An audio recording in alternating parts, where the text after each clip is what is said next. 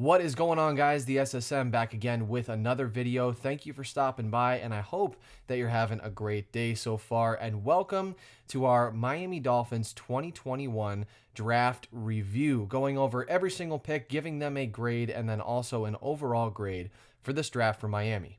Now, I covered the first round picks for Miami in a separate video, so if you want to hear my analysis and thoughts on our first two picks, go check out that video and come back to this one.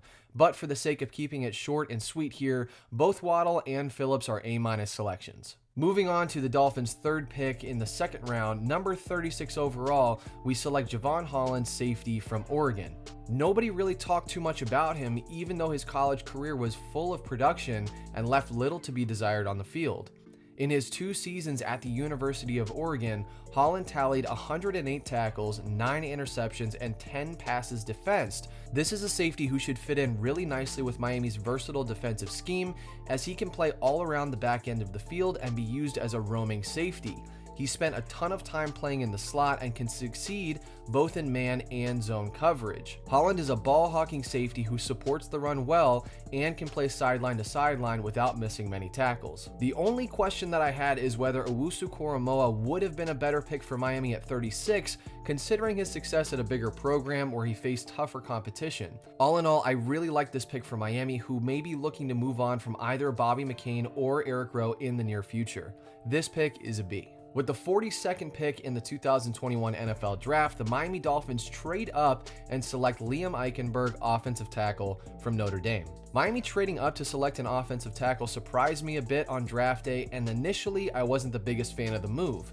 However, once I considered the possibility for a run on O-lineman, the decision didn't bother me as much. Eichenberg is one of my favorite tackles in this entire class and had an insanely productive career at Notre Dame. In over 1,600 snaps in college, Eichenberg gave up a grand total of 0 sacks, making him one of the best pass blockers in this draft. He's also good in the run game, where he displays solid athleticism and willingness to put his body on the line to open up holes for his teammates. I'm curious to see where the Dolphins will play Eichenberg at the next level, whether it's at left or right tackle, but he recently stated he would be more than willing to play anywhere that the coaches ask, which I absolutely love. I'm happy that Miami drafted a plug-and-play starter to further protect Tua, and considering we didn't give up too much to trade up for him, this pick is a B+. With the 81st selection in the 2021 NFL Draft, the Miami Dolphins select Hunter Long, tight end, Boston College. Now, I'm going to be honest, I'm really glad no one saw my candid reaction to this pick on Friday, because it was not pretty. I want to say this, with every pick the Dolphins make, I try to look at it through the lens of how Grier and Flores may see value in the decision, but to be completely honest, I absolutely hated this pick. Tight end is just not a need for Miami. Even with Mike Gesicki coming into a contract year, we already have 4 tight ends on our active roster, and adding another in the 3rd round just didn't make any sense at all to me. The fact that Quinn Miners, Michael Carter, and Trey Sermon were all on the board at positions of need just left even more of a bitter taste in my mouth with the move to select Hunter Long.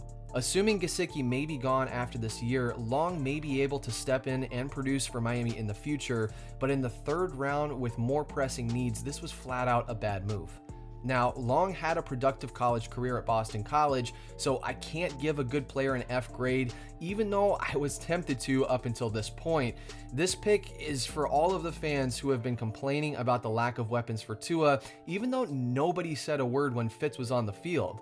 Be careful what you ask for, or you may just get it even when the pick isn't needed. Picking a tight end in the 3rd round is a flat-out D grade that would have been higher had it been a later round decision.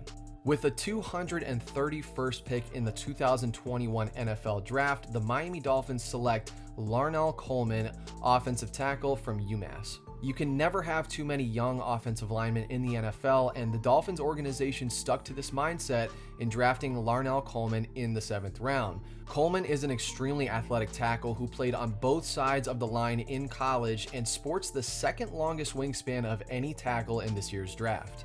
This 7th rounder will be a competitive camp body for Miami and could develop into a swing tackle who may see some playing time in the future. For me, this pick is a B, just adding the depth to the offensive line and adding more athletic options to an offensive line that already has a ton. With their final pick in the 2021 NFL Draft, the Dolphins took yet another 7th round running back to add to their illustrious ball-carrying crew.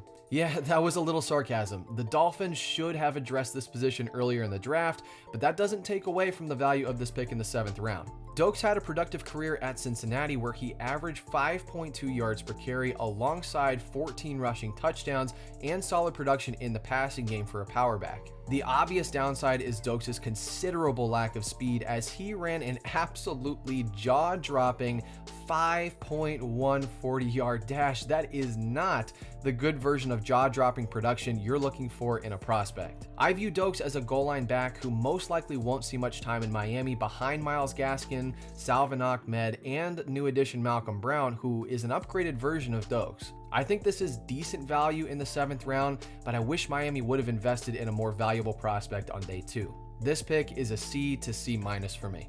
All things considered, I think the 2021 NFL Draft was pretty solid for Miami. The first round was absolutely incredible as we picked up 2 young building blocks who can be long-term foundational pieces for the future. Day 2 was also full of talent. Picking up Javon Holland and Liam Eichenberg, I think, are also building block type pieces who can be there and produce in Miami for a long time, but it also got taken away by Hunter Long in the 3rd round. I just absolutely hated this pick. I did not think it was a smart selection at all.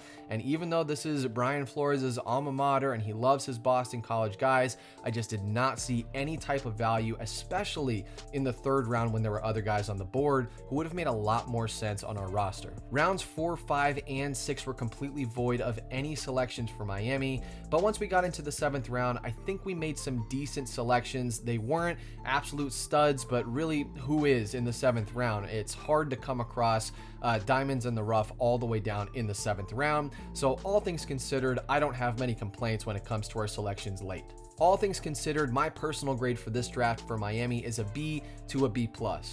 I think we made a lot of really smart moves and I didn't have many problems with what we did this year. So drop your personal grade in the comment section down below for our picks and let me know what you thought of mine as well. I appreciate you guys stopping by. Have an awesome rest of your day. I will see you very soon with some more content, including the Miami Dolphins undrafted free agent signings. So keep your eyes open for that. And also don't forget to like, subscribe, share this with your friends, and then also hit that bell if you don't want to miss a step this offseason. Have a great night, guys. I will see you very soon. Take it easy. Fins up.